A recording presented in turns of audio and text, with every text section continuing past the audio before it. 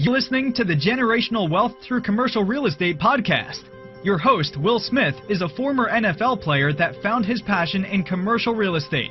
Every week, you will learn from industry experts everything you need to know to get started investing in commercial real estate to build generational wealth. Thank you for tuning in to the Generational Wealth Through Commercial Real Estate show. I got a very special guest lined up for you today. But before we get into that, if you're watching this show for the first time, do me a favor, go ahead and hit the subscribe button because this is how I keep growing my show. And if you haven't left a review, please do so now. These reviews are how I'm able to bring on rock star guests like I have today. But that's enough for the housekeeping. Let's get to today's guest. Today's guest is George Abreu, right? Is that how you say your last name? I always crush last name. It's Abreu. They both work. All right, let's go with that then, man. He is the CEO of Elevate Commercial Investment Group. He also owns a construction company, J&T Construction, that focuses on helping multifamily investors with their full renovations. George has been investing in real estate for over 14 years now. He started in single family and small multifamily properties. He has wholesaled over 200 properties, fixed and flipped over 100 properties, and developed several new construction projects, over $8 million in ground up developments. For the past 3 years, he has been focused on large multifamily properties. He currently is active and passive full-time multifamily real estate investor. He has 1,720 doors on the GP side and 1,400 doors on the LP side. He currently have 850 doors under contract on the GP side now. So, George, you're crushing it right now, man. I'm sure my listeners are excited to really learn something from this episode. So I appreciate you coming on the show today, man. Thank you. I'm excited to be on the show. Absolutely, man. So, obviously that was a really quick rundown on what you're doing right now, but, give us a little backdrop on who you are. Yeah, so I was born and raised in South Florida. Both my parents are Cuban. And, going to, I guess this whole real estate journey started sometime in college. I was studying to be an electrical engineer. Kind of decided at some point that really wasn't the path I wanted to go down. Ended up getting my degree anyhow. Worked in the engineering department at UPS for a few years, but throughout that, getting my degree and then also working at UPS, I was educating myself on real estate investing, and I was doing some deals. Finally grabbed some traction and started closing enough deals where I felt comfortable enough to quit my W-2. That was actually, I looked at it the other day and it was 16 years ago. Wow.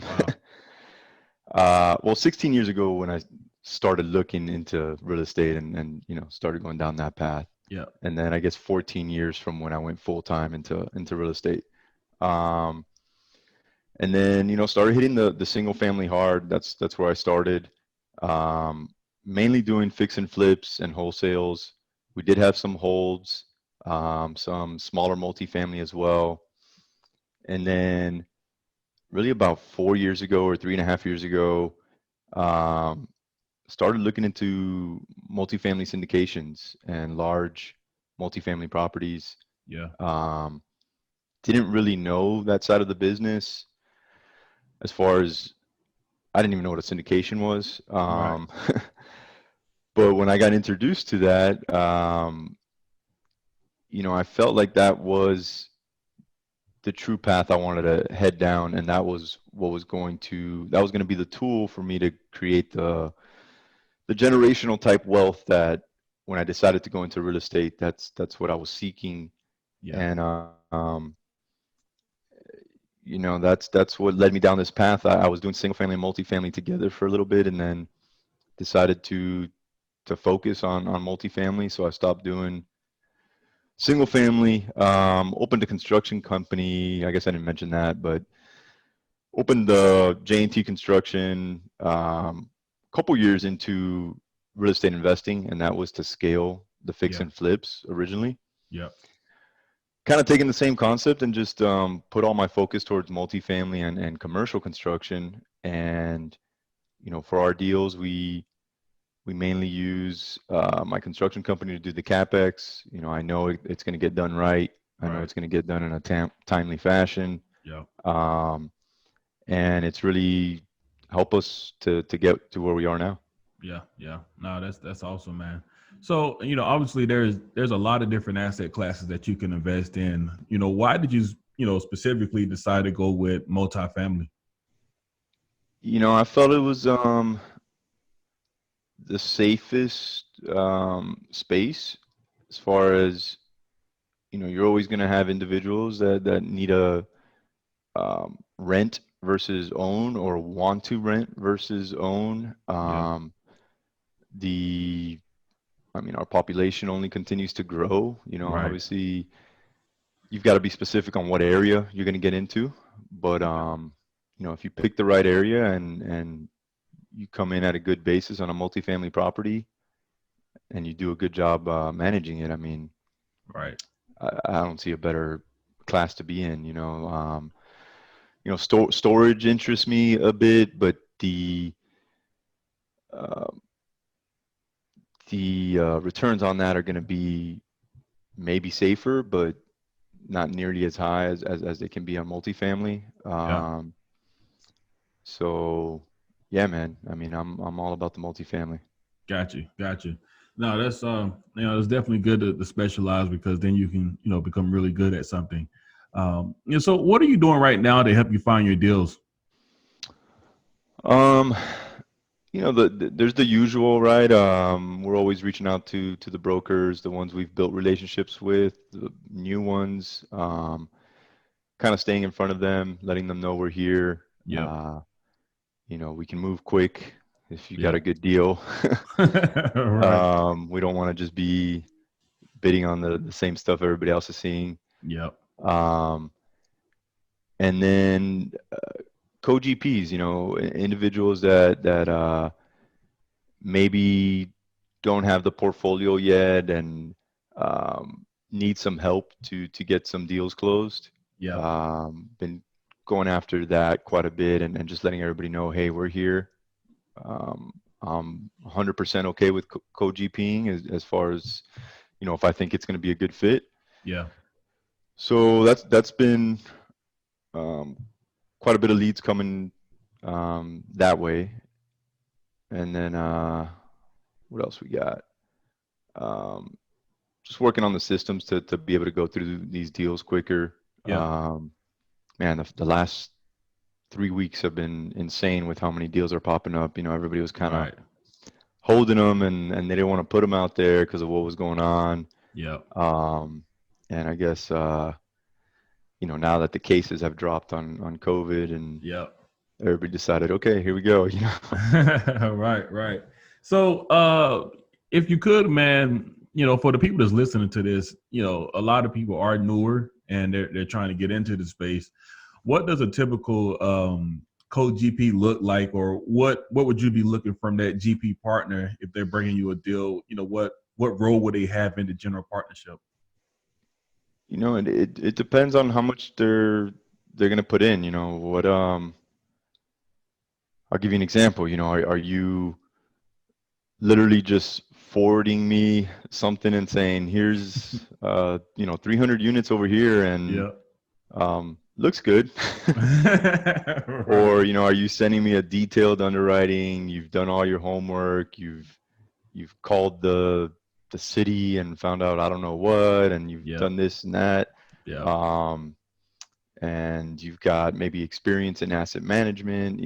There's just, we look at everything. Depending on what you can bring to the table. Do you have net worth and liquidity for the loan, or are you going to bring any equity? Are you not? So it's hard to say, but we're definitely fair with the way we split things up, and we're not looking to give somebody just peanuts, for bringing a deal. Right. So yeah, I prefer for some research to be done before it's Yeah. sent to us. And I've Right. got sort of like a criteria, I mentioned the system, sort of like a criteria. Hey, this is, if you're going to send us something, this is what we need to Yeah. see. Right. Right. No, I mean, that's a great answer for it. I mean, obviously it's variable. It depends, it depends on where you're at as an investor, whether you have money, if you don't have money, are you going to put in the sweat equity to show that you can bring value to the table? Correct. Because it's all about adding value to people. Yeah. I forget the quote, but it's a quote out there that says, you either if you don't add value to someone, you devalue them. So, that's I like that. that's a great quote, man, and I try to live by that for sure. Nice. Okay, man. So if you can, because obviously, man, I like to go back to people that's just getting going. If you can remember, obviously, you was doing the flips, you was doing the wholesaling, so your story, your trajectory is a little different. But what was the biggest challenge for you when you was initially said, okay, I'm ready to syndicate, I want to start doing bigger deals? What was the biggest challenge you faced? The biggest challenge, I think if you're starting from scratch, the thing that took the longest and the biggest challenge was really knowing the underwriting, really understanding what multifamily is, and the fact that you're buying a business, you're not necessarily buying a property. It's not like single family where, okay, I'm just going to pull the comps and see what this is worth. Yep. No. You got to look at the financials. You got to dig into the financials. You got to know how a property's valued. And so, I mean, really learning the ins and outs of underwriting. Like, I'm an electrical engineer. I'm really good with math. I was taking calculus 3 at the end of high school. Like, I'm really good with math, but underwriting still took me some time, man. It still took me a while to get it. And a lot of it is kind of the, knowing the rule of thumb for certain things, and when to use one, when not to use one. And that some of that stuff only comes with experience, or so I mean, I underwrote a lot of deals before we landed our first one, and So man, let's go ahead and jump into underwriting then. When you're underwriting deals, what do you look for? Just a quick underwriting, because obviously, like you said, you got a ton of deals coming, so you can't go through a deep underwriting on every one. So what is like those quick, 2 or 3 things that you look for to say, okay, I'm going to go deeper or not on this one? Yeah. Some of that's changed with COVID. Before COVID, I would focus a lot on, okay, what's the price per door going in, right? What's the current rent, and what's my true market rent? And I would see how much, one, is it valued correctly right now at the price per door, and the rent they're getting, and obviously the NOI, and how much would that be worth if I can really raise the rents to the market rent. Now we're looking more at more for a deal that's a little more stable as we come in, and so we're paying attention to the cap rate, the going in true, T12, maybe T3 on the income, depending on what's going on. Cap rate, and then seeing, I still want to be able to add value there. So, also looking for some type of value add. So we come in, it's cash flowing, and then we start working on that value add. Cash flow increases, value increases. I'm not sure if that's kind of the answer you were looking for on that one, but well, more specifically, well, I guess a better way to ask the question is, what would, when you're looking at a deal and you're underwriting it, the quick underwriting of it, what would turn you away from it? Like, what are the red flags and say, okay, this is, throw this in the trash? What is that? What are those you look for? Going in cap. I mean, if the going in cap is a 3% or 4%, right? Just not going to do it right now. Right. Right. Yeah. And, you know, these cap rates are getting compressed. I'm in North Carolina, so Raleigh, man, Raleigh and Charlotte, man, the cap Yep. rates are compressed like crazy over here. And, you know, I see some groups taking them down. I'm like, how are they? I just don't get it. I don't know how Right. they're buying Right. these deals, but they're doing it somehow, man. Uh, Yeah. I mean, they got investors that I guess don't expect high returns, and yeah, yeah. yeah. Yeah, for sure, man. It's crazy. But okay, well, markets wise, obviously you said you partner with some co-GPs and you're finding deals that way. But what markets are you, specifically targeting right now? Um, we still like Houston. We got quite a bit in Houston, and Yeah, it's got its uh, real area specific within I mean, Houston's massive. yeah, Um, so specific areas within Houston and around that market. I love Dallas, man, but it's I'll keep looking, yeah, but it's hard to find um, a deal that makes sense at the pricing. yeah, Um, so a lot of the submarkets around Dallas, around Houston, even around Austin, yeah, and then Oklahoma City. I still feel comfortable in some of those areas. yeah. Um, we're One surprising one is South Dakota, which is our current deal that we're raising for is Yeah. there, and we just landed another one there. Nice. So it's an interesting market. Now, And okay, then, now South Dakota, man, I gotta ask you, what is it right, about South Dakota that you like? just going back and looking at the metrics and um, w- one specific thing is how they handled COVID. I mean, the economy there it was like nothing happened. Yeah, So, you want to say pandemic, I guess you can't say proof, right. but Resistant. resistant. Yep, yep. um, so that's definitely a plus.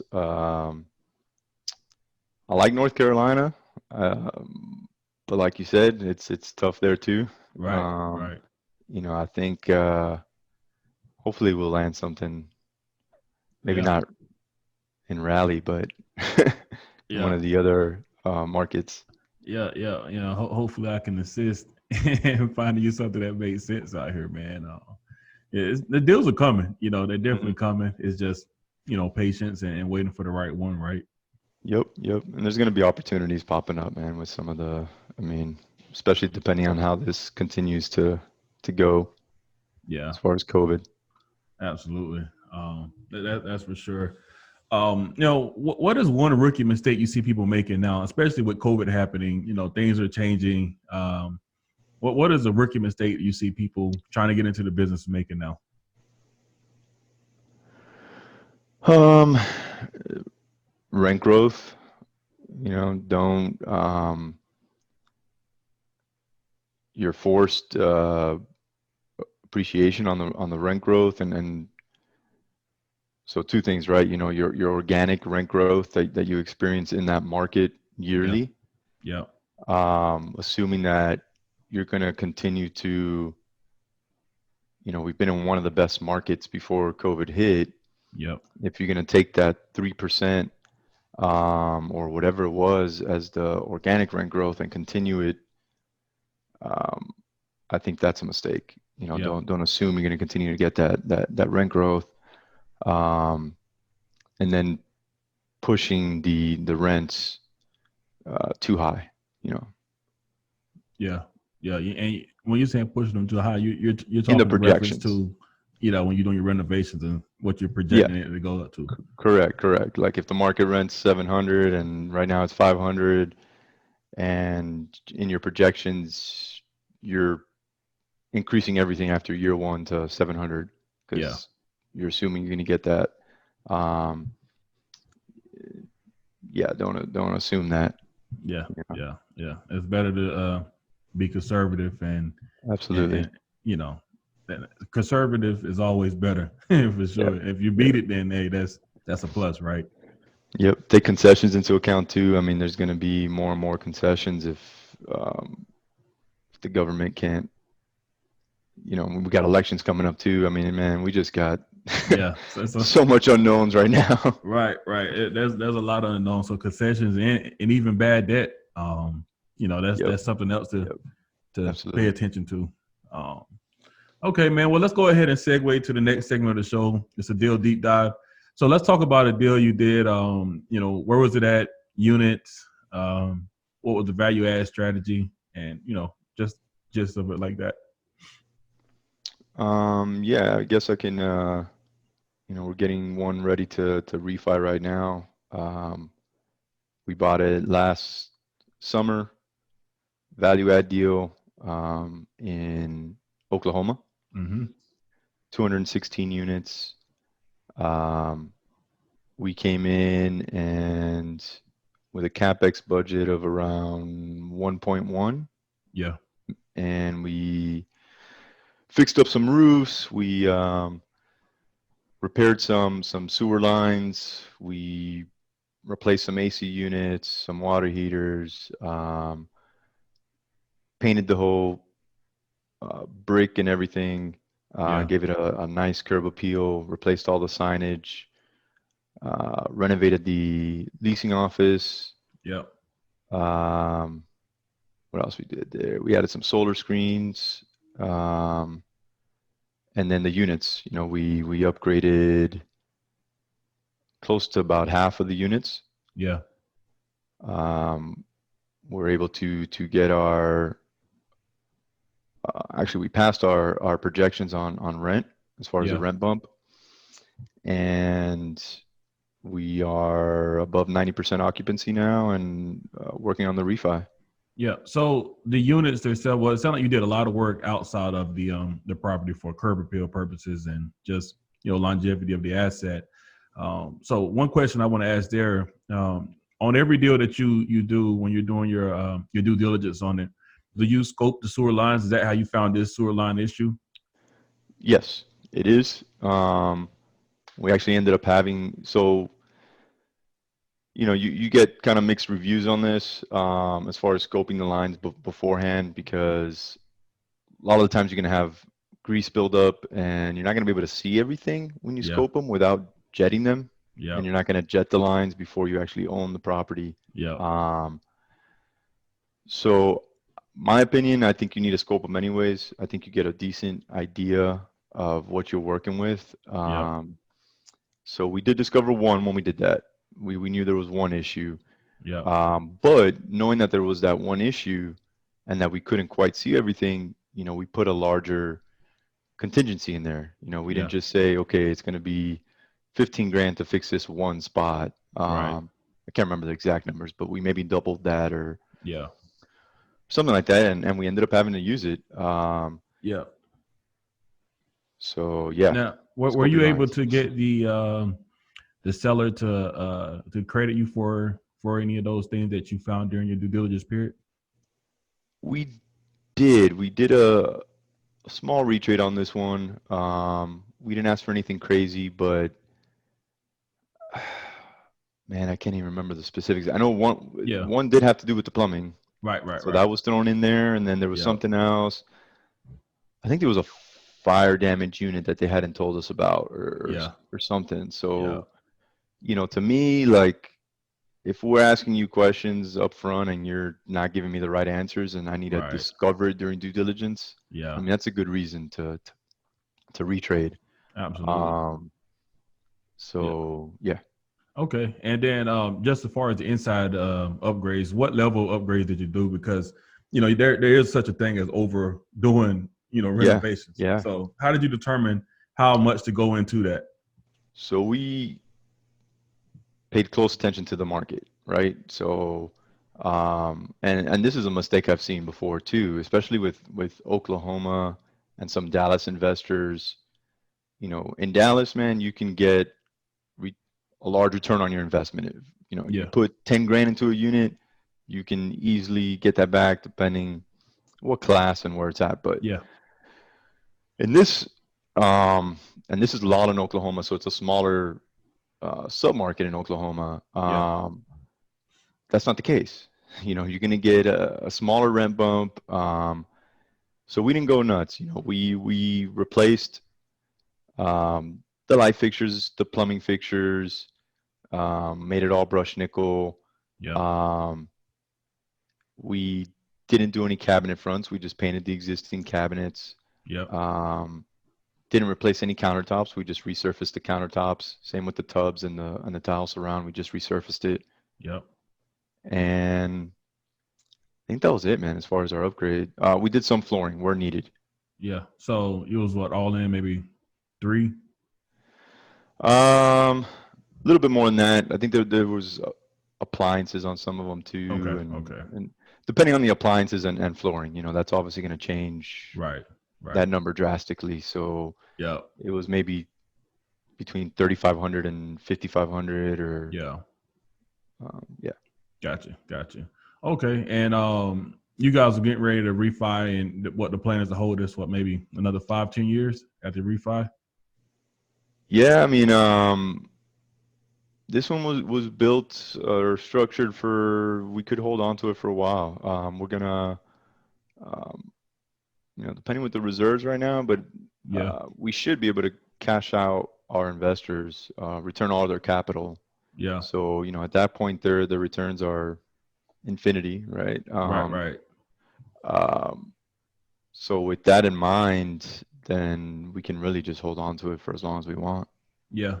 Now, I know some groups, when they do the refi, they refi the investors out of the deal altogether to give them the money back and say, hey, let's go find another one. And then some groups will refi, but you still hold a, equity stake in the asset. How do you guys structure yours? They still hold equity stake in it. We don't change what they own. Yeah. The property. And yeah, I mean, I've seen it structured differently, like you said, but Yeah. on this deal, we did not do that. Gotcha. No, that's cool, man. Sound like you got a solid deal there, home run. Now there is something I want to ask around the financing side, because we're in COVID and they are having you put up some reserves, more than what you normally would. What are you seeing right now as far as that goes? So we refied one. When was it? Maybe a month and a half ago. Same type of deal, it was a bridge, and we did a refi cash out. I want to say they ended up sticking us with a 12-month reserve on that one. Yeah. I have heard that I believe they're lowering it to 6 months now. Yeah. And that's taxes and insurance. Yes, I believe so. Okay. Gotcha. All right, man. Yeah, that's always good to know, because, man, if you don't, properly account for the reserves, that can blow up all of your projection that you was, thinking you was about to get. So it's definitely good to have a good lender on your team, right? Yep. I think COVID's made a new definition for reserves. Right, for sure. Well, in the I guess grand scheme of things, you do get to get the money back once you hit a 12-month or however many months it is threshold, right? Correct. Yeah. Correct. Yeah. So that's still good. Still all good. Right, man. Yeah, for sure. All right, last round, man. We're going to the lightning round. Let's go ahead and jump into it. Let's do it. What's the best advice you ever been given? Best advice I've ever been given. That's a good one.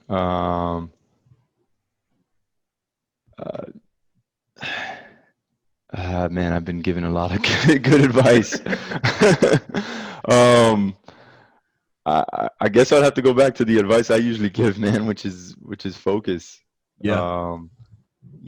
Like we were talking earlier, you were saying all the different asset classes. Don't be a jack of all trades. Focus. Choose what you're passionate about and go after that. I'm not saying don't. It's great to have several streams of income, right? Yeah. But be the master of something. Right. For sure. What's the best book you've read this year? This year, man, I like this one. I'm about done with it. It's the Four Disciplines. Sorry, I'm checking my Audible. No, I'm good. I I want think to I say got it the right. same book. It's was it Four Disciplines of Execution? Yes. Yep. Yeah. I got that Yeah. book too, man. It's it's similar to Traction. I don't know if you can see it there in the Yep. background. Yep. But it breaks it down even easier. Yeah, for sure. All right. So, what are some rituals that you've created that's making you a better investor or person in general? Person in general, I'm all about you got to take care of yourself as well. So, Yeah. I every morning I work out, and I watch what I eat. Yeah. I guess that's a routine in a sense, but Yep. Yep. and that to me that makes a huge difference. It makes a huge difference in your energy um, and everything. So Right. yeah, Gotcha. All right. So, what is one thing that you're focusing on right now to help you improve your business? one thing that I'm working on, constantly working on